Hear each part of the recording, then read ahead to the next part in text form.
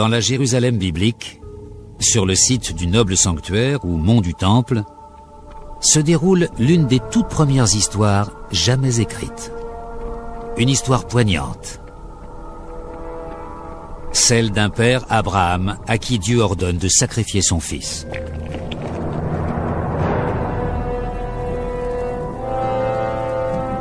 Selon le Coran, c'est le fils aîné d'Abraham, Ismaël, qui est conduit au sacrifice. Pour les Juifs et les chrétiens, c'est le plus jeune, Isaac. Quoi qu'il en soit, la tragédie est la même. Abraham, solide et croyant, est prêt à tuer son fils, comme Dieu le lui demande.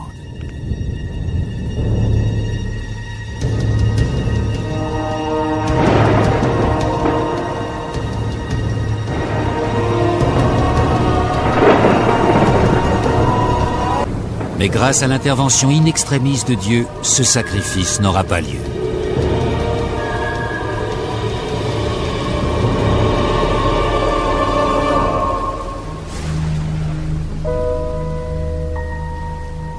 Abraham réussit l'épreuve imposée par Dieu et entre dans l'histoire. Les Juifs et les chrétiens le considèrent à travers son fils Isaac comme le père du peuple d'Israël. Les musulmans voient en Abraham à travers Ismaël, le père des Arabes. Quant à ce site sacré, il devient le lieu de l'alliance entre Dieu et l'homme. Pour les Juifs et les chrétiens, les murs du dôme enserrent le rocher sur lequel Abraham allait sacrifier Isaac.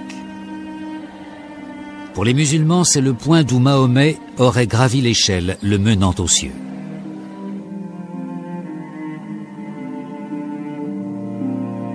Pour ces trois religions, ce rocher est sacré.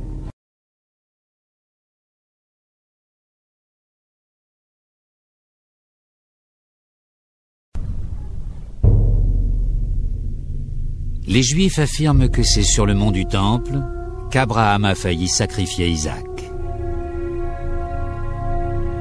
C'est là, selon la Bible, qu'au Xe siècle avant Jésus-Christ, le roi Salomon a fait ériger le premier temple juif pour y abriter l'Arche d'Alliance. Ce coffre contient les 10 commandements. Et selon la légende, il a un pouvoir surnaturel. Il peut détruire une armée ennemie, faire tomber les murailles de Jéricho ou permettre à un grand prêtre de parler avec Dieu. Seuls les grands prêtres pouvaient entrer dans le Saint des Saints et une seule fois par an, le jour du grand pardon. Les gens avaient peur qu'ils meurent sous le coup de l'émotion et qu'ils ne ressortent jamais. Le grand prêtre dépose devant l'arche le sang d'un animal sacrifié. Il répand de l'encens et prie en présence de Dieu. Quand le grand prêtre entrait, les vibrations au-dessus de l'arche indiquaient la présence de Dieu. Il déposait le sang en récitant ses prières. Il restait là à attendre en se disant « Est-ce qu'il est encore là ?» Ce n'était pas qu'une croyance, c'était une réalité. Il sentait la présence de Dieu. Les Juifs appellent ce sanctuaire le mont du Temple, car 2 des temples les plus sacrés du judaïsme ont été construits sur ce site. Selon la Bible, vers 1000 ans avant Jésus-Christ, le roi Salomon érige le premier temple, qui sera détruit 400 ans plus tard. Les Juifs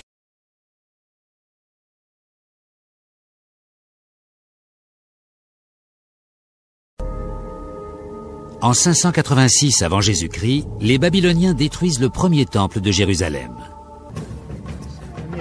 Cette pointe de flèche date, selon Barquet, de l'attaque du premier temple par les Babyloniens en 586 avant Jésus-Christ. Elle a 3 ailes très fines qui peuvent s'enfoncer dans un corps.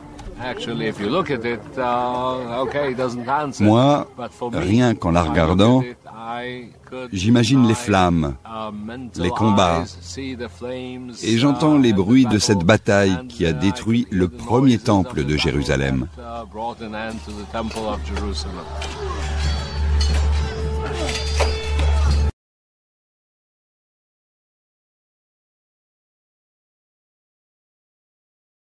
Les Babyloniens détruisent le premier temple de Jérusalem. Il est reconstruit plus tard, puis agrandi par le roi Hérode Ier le Grand, nommé par Rome. Hérode est l'un des plus grands bâtisseurs de l'Antiquité, mais il laisse un patrimoine souillé par la folie et le meurtre.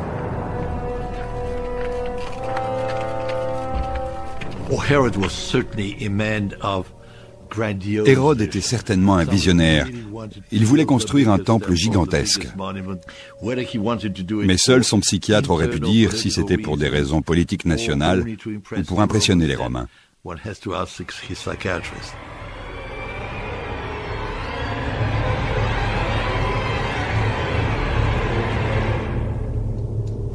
En 30 ans de règne au service de Rome, Hérode ordonne de nombreuses exécutions. Celle de son beau-frère, de sa femme, de 2 de ses fils.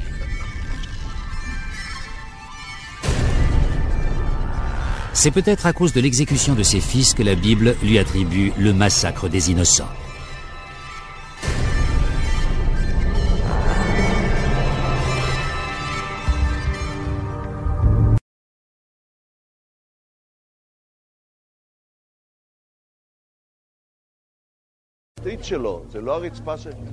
Cette semaine, Bahat a fait une découverte remarquable.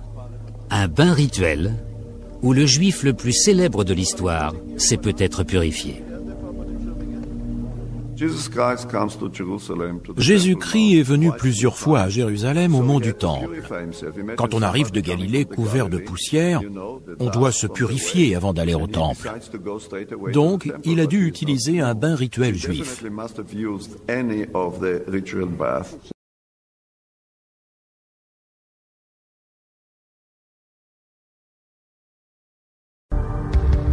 « 70 ans après la mort d'Hérode, les Romains sont sur le point de faire raser son chef-d'œuvre.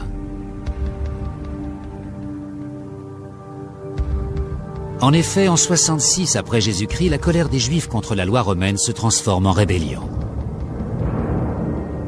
Les Juifs résistent durant des mois au siège romain de Jérusalem. Quand les Romains finissent par entrer dans la ville, ils massacrent des centaines de milliers de personnes. Et en 70 après Jésus-Christ, ils mettent le feu au second temple.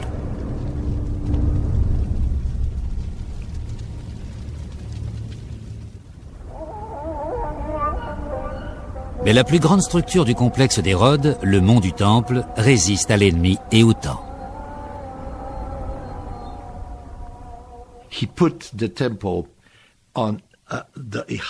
Il a choisi un emplacement élevé pour son temple, de façon à ce qu'on le voit bien.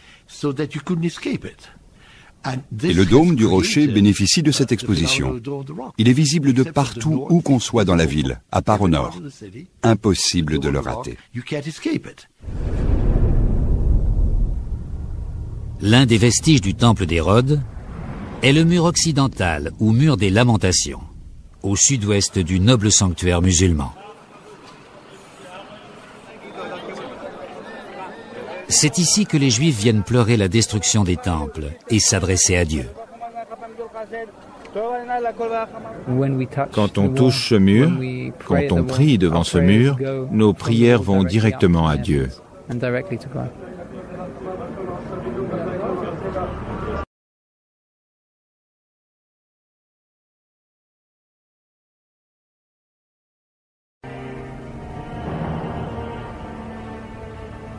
Depuis sa construction au IVe siècle, la basilique du Saint-Sépulcre est un lieu de pèlerinage pour les chrétiens.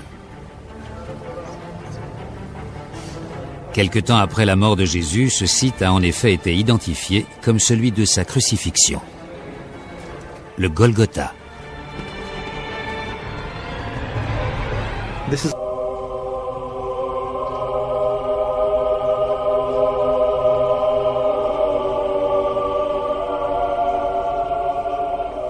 Vers 325 après Jésus-Christ, pour protéger le Golgotha, l'empereur romain Constantin Ier fait bâtir une église.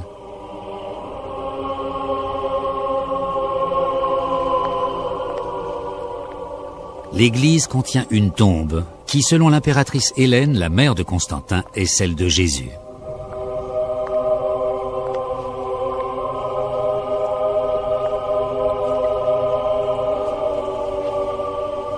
Un sanctuaire est érigé autour de la tombe et surmonté d'une large rotonde.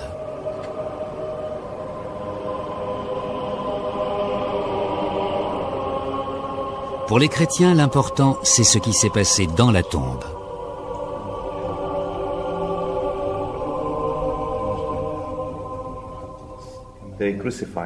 Ils ont crucifié Jésus et l'ont enterré dans cette tombe. Il y est resté jusqu'au dimanche matin. Et là, à l'aube, il est ressuscité. Depuis la basilique du Saint-Sépulcre, on aperçoit l'esplanade de 14 hectares que les musulmans appellent le noble sanctuaire. C'est là que se dresse le dôme du rocher.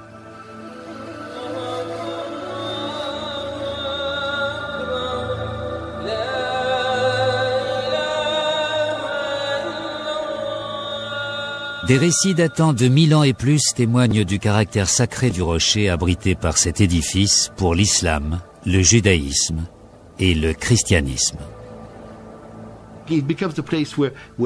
C'est là qu'Abraham allait sacrifier Isaac.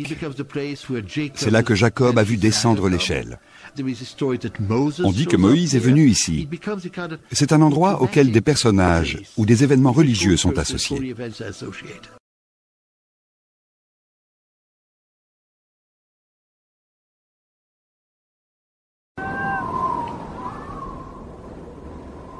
Arrive au 7e siècle un bouleversement de ce monde et du monde en général qui s'appelle l'islam, c'est-à-dire la révélation au prophète Mohammed, celui que nous appelons Mahomet, du Coran, de la parole divine.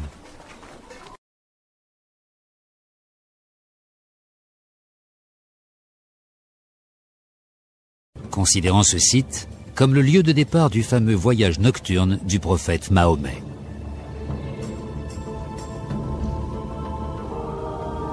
Sur un cheval volant, le prophète se rend de la Mecque jusqu'au noble sanctuaire. Là, sur le rocher sacré, une échelle dorée descend des cieux. Mahomet la gravit. Puis, guidé par des prophètes comme Moïse, Adam et Jésus, il monte peu à peu jusqu'au paradis. À son retour, il rapporte avec lui le principe des prières quotidiennes, un pilier de l'islam. Pourquoi a-t-il fait ce voyage? Pourquoi est-il venu ici? Pourquoi s'est-il servi de Jérusalem comme d'une sorte de tremplin? La réponse me semble évidente. Si, en tant qu'être humain, vous voulez atteindre Dieu, seul un endroit vous le permettra, ce rocher. C'est la porte du paradis.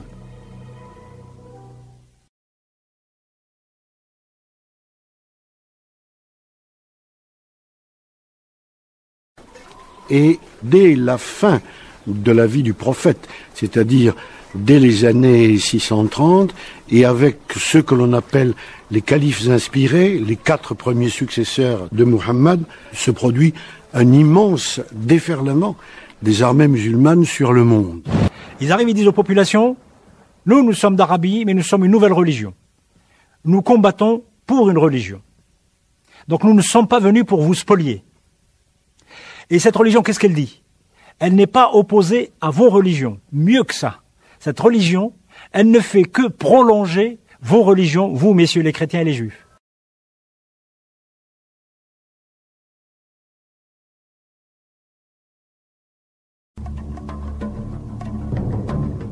C'est au 7e siècle que les leaders islamiques commencent à bâtir le noble sanctuaire.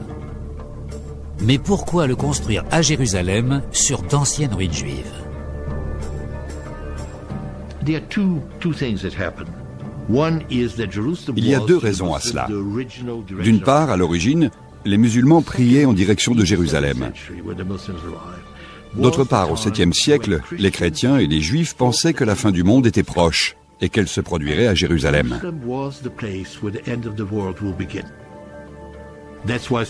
C'est pour ça qu'autant de Juifs, et dans une moindre mesure de chrétiens, sont enterrés ici. Les musulmans sont venus eux aussi à Jérusalem pour être les premiers à ressusciter. Au 8e siècle, comme la fin du monde n'avait pas eu lieu, Jérusalem a perdu de son intérêt. Mais le dôme du rocher avait déjà été érigé.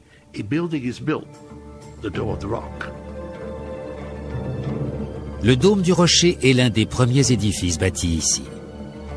La fin du monde n'ayant pas eu lieu, l'islam donne au rocher une nouvelle connotation religieuse, considérant ce site comme le lieu de départ du fameux voyage nocturne du prophète Mahomet. Sous le rocher sacré, dans le dôme, se trouve une grotte naturelle, le puits des âmes. La tradition veut que les âmes des fidèles se réunissent ici le jour du jugement dernier. L'arche d'alliance serait même cachée à quelques mètres d'ici, sous le Saint des Saints, où elle a été déposée dans le premier temple juif.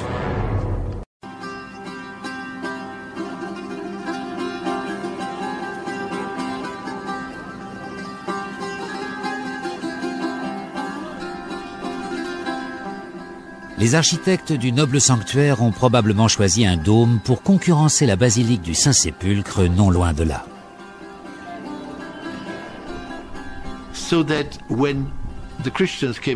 Quand les chrétiens sortaient de l'église, ils voyaient ce magnifique édifice tout neuf. Pendant un certain temps, les deux dômes, les deux sanctuaires, se faisaient face et étaient en concurrence. D'ailleurs, l'inscription à l'intérieur du dôme du rocher dit « À la fin, les peuples de la Bible, les chrétiens et les juifs, se rallient à la nouvelle religion. »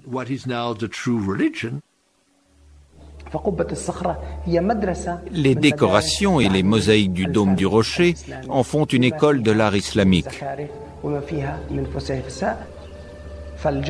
La beauté du lieu ne tient pas uniquement aux matériaux et aux ornements. Elle est aussi spirituelle, puisque c'est un symbole de la religion et de l'art islamique.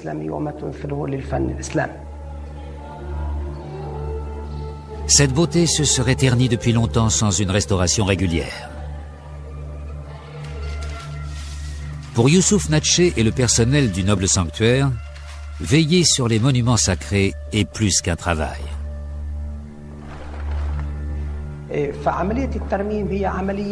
C'est à la fois un acte religieux et spirituel et une façon de préserver l'héritage architectural islamique.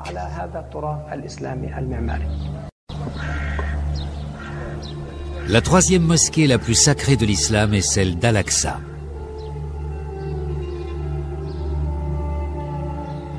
Les musulmans la vénèrent comme le dôme du rocher en raison de son emplacement sur le noble sanctuaire. Mais partager un lieu saint avec le judaïsme et le christianisme n'est pas sans risque.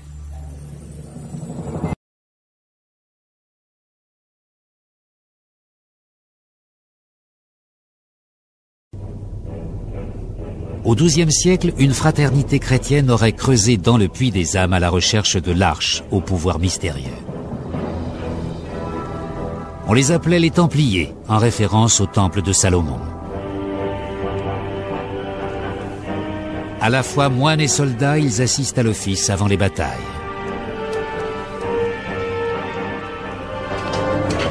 Cette fraternité voit le jour après le siège de Jérusalem par les croisés en 1099. L'Occident s'empare de la ville au nom du christianisme.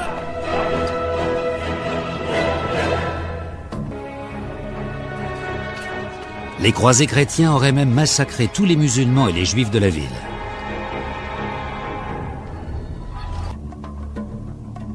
D'abord juive, puis musulmane, l'esplanade sacrée abrite brièvement des églises chrétiennes. Cette salle rarement filmée, les écuries de Salomon, sert alors d'écurie pour les chevaux et les chameaux des croisés. Mais pour une courte période seulement. 88 ans après la prise de Jérusalem, le grand guerrier musulman Saladin reconquiert Jérusalem.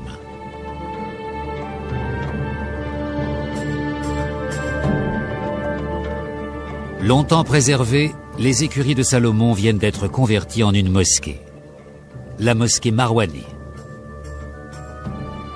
Une nouvelle bataille commence. L'utilisation de la mosquée Marwani a nécessité la construction d'une sortie de secours.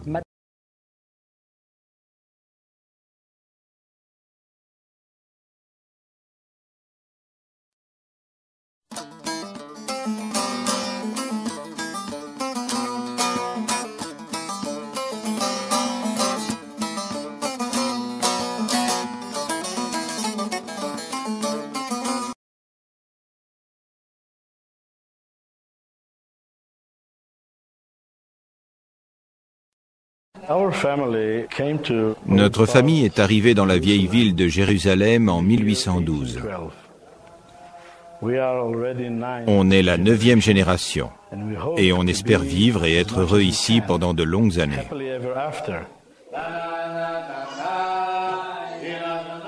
Moshe Weingarten est le beau-père de Mickey Rosenfeld. Ex-policier, il veille maintenant sur l'une des plus anciennes synagogues de Jérusalem, au rez-de-chaussée de la maison familiale. Depuis presque 200 ans, sa famille entretient cette synagogue. Mais en 1948, durant la crise qui a donné naissance à l'État juif, elle a été expulsée.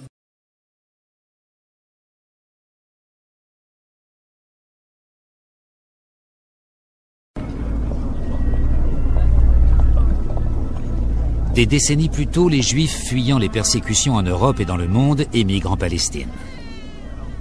Rêvant d'un retour dans leur pays biblique, ils viennent par vagues rejoindre une minorité juive qui, comme la famille Weingarten, vit ici depuis des générations.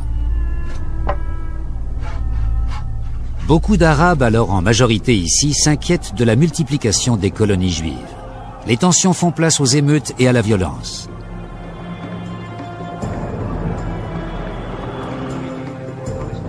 En 1947, les Nations Unies votent la division du territoire en 2 États. L'un arabe, l'autre juif. Les pays arabes refusent cet accord. L'année suivante, la Palestine juive proclame l'indépendance de l'État d'Israël. Presque simultanément, les voisins arabes lancent leur attaque. Israël conquiert son indépendance. Mais les accords de paix divisent Jérusalem en 2. Les Juifs n'ont plus accès au mur des lamentations et ils sont expulsés de la vieille ville.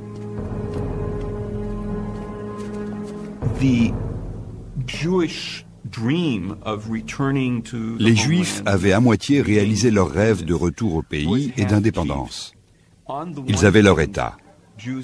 En revanche, la vieille ville, le mur des lamentations et le mont du Temple leur étaient devenus inaccessibles. En 1948, la famille Weingarten est la dernière à partir. Mon grand-père était le chef de la communauté juive de la vieille ville de Jérusalem.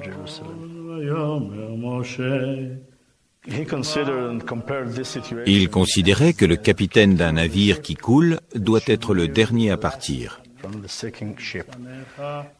Il a été emmené comme prisonnier de guerre en Jordanie.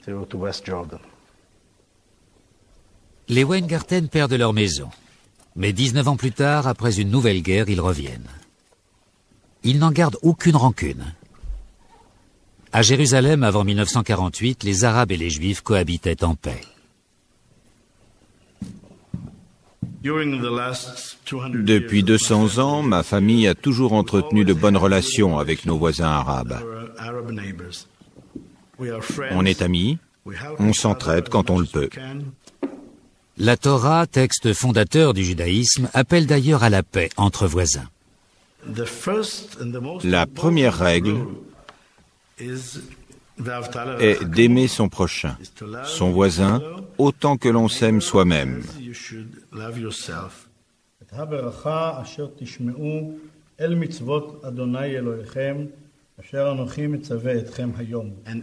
Et blesser un innocent, c'est blesser Dieu. Mais depuis 1948, beaucoup de voisins sont devenus des ennemis. Le contrôle des lieux saints de Jérusalem engendre de terribles tensions.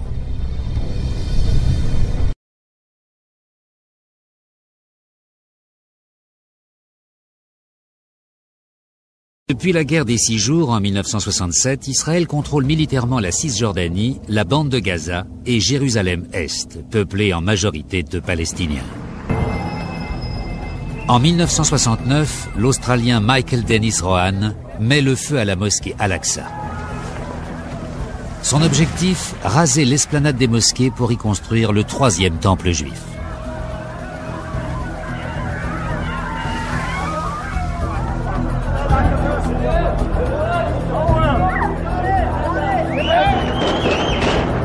En 1982, le soldat israélien d'origine américaine Alan Goodman pénètre avec un M16 dans le dôme du rocher. Il abat un garde et blesse 5 personnes. Tous les deux voulaient rendre ce lieu saint aux Juifs et ont été reconnus mentalement perturbés. Cependant, une minorité en marge du conflit israélo-palestinien convoite encore aujourd'hui l'esplanade sacrée. Elle affirme que la construction d'un 3e temple encouragera le retour du Messie.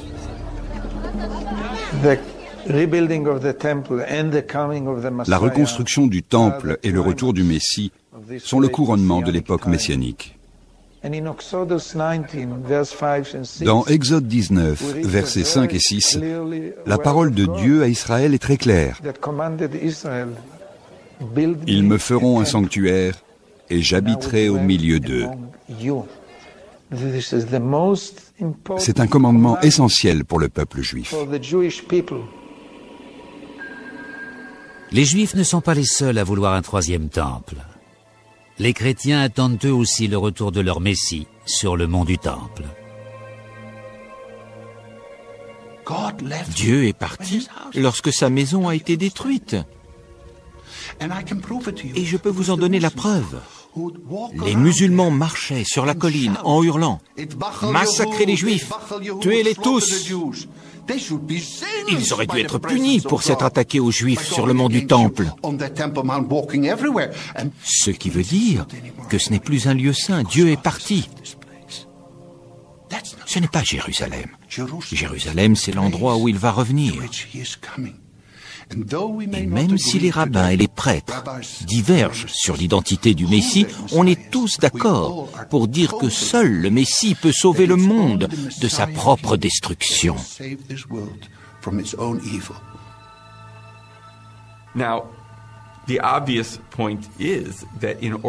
Pour reconstruire le temple juif sur le mont du Temple, il faudrait détruire les sanctuaires musulmans.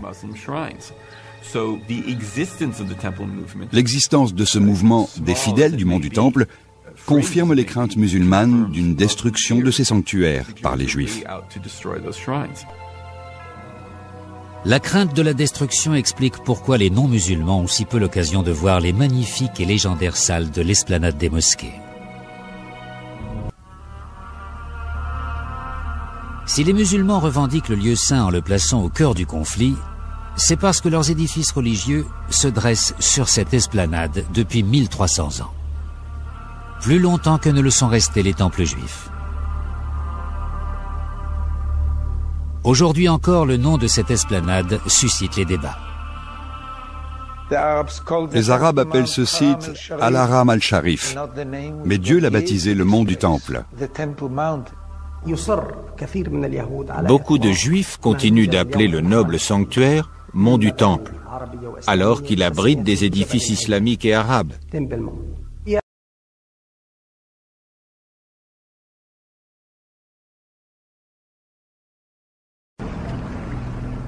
Des dizaines de postes de contrôle permettent à Israël de délimiter les zones où les Palestiniens travaillent, circulent et vivent. C'est ce qu'Israël appelle la barrière de sécurité.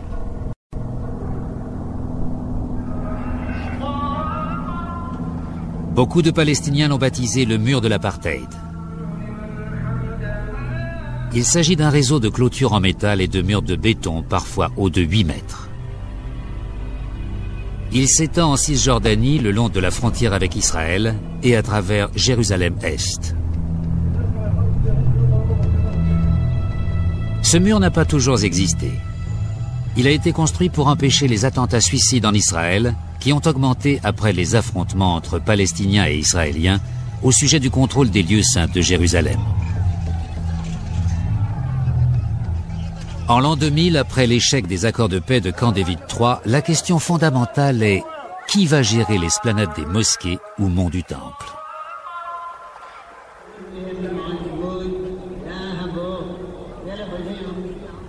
Le leader palestinien Yasser Arafat et ses négociateurs affirment par provocation que les Juifs n'ont aucun lien historique avec ce site.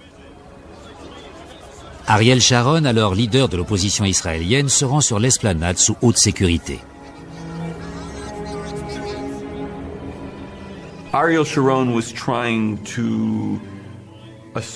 Ariel Sharon voulait affirmer la souveraineté israélienne sur cet endroit. Mais le problème, c'est que les Palestiniens, les musulmans qui étaient là, ont interprété cette visite comme une provocation.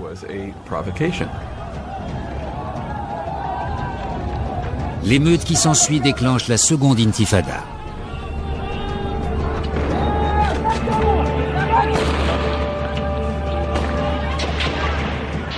Pour les Palestiniens, le but de cette guerre est de mettre fin à l'occupation israélienne qui dure depuis 1967. Pour les Israéliens, c'est une campagne perpétrée par des terroristes qui ont recours aux attentats suicides.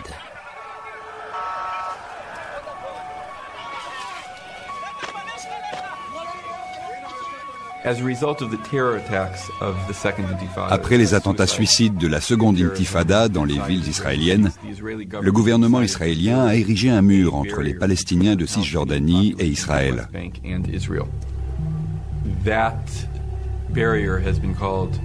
On l'appelle une barrière, une clôture ou un mur, suivant l'endroit et le degré d'agressivité qu'on ressent.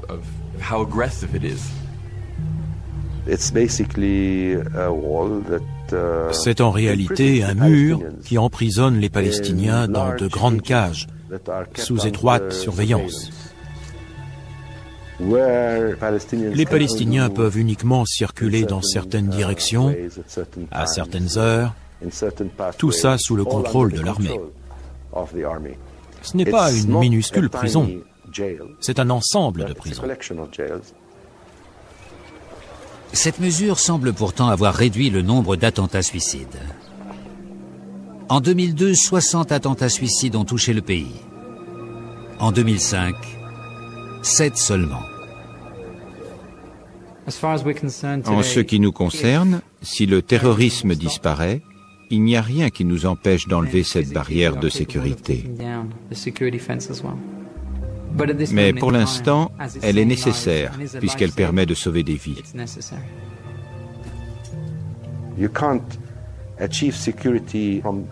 La sécurité s'obtient en trouvant un arrangement.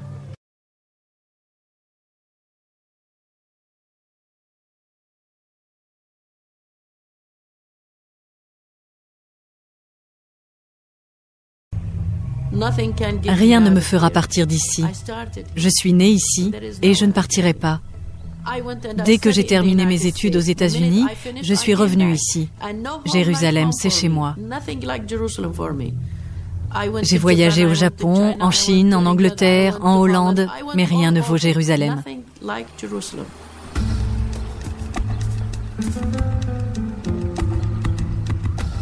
Ria Bessaoui travaille comme sociologue pour l'autorité nationale palestinienne.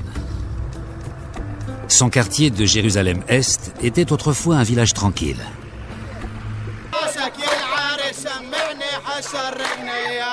Dans le quartier de Ria Bessaoui, un mariage envahit la rue.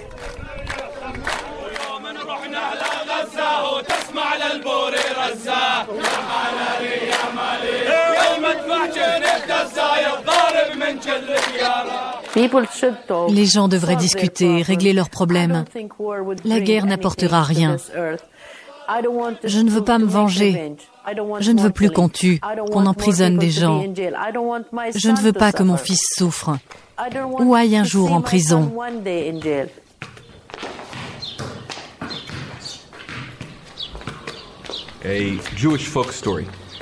Un conte populaire juif raconte qu'un homme se promenait un soir en forêt et il est arrivé devant une maison. Par la fenêtre, il a vu des gens qui semblaient avoir d'étranges convulsions. Cet homme était sourd, il n'entendait pas la musique et ne savait pas que les gens dansaient. La musique de la Terre Sainte, c'est la religion. Tout ici est conditionné par la religion. Parfois, la musique fait peur. D'autres fois, elle est belle. Mais si vous ne l'écoutez pas, vous ne comprendrez pas ce qui se passe ici. Si vous n'écoutez pas cette musique, vous n'avez aucune chance d'apporter la paix ici.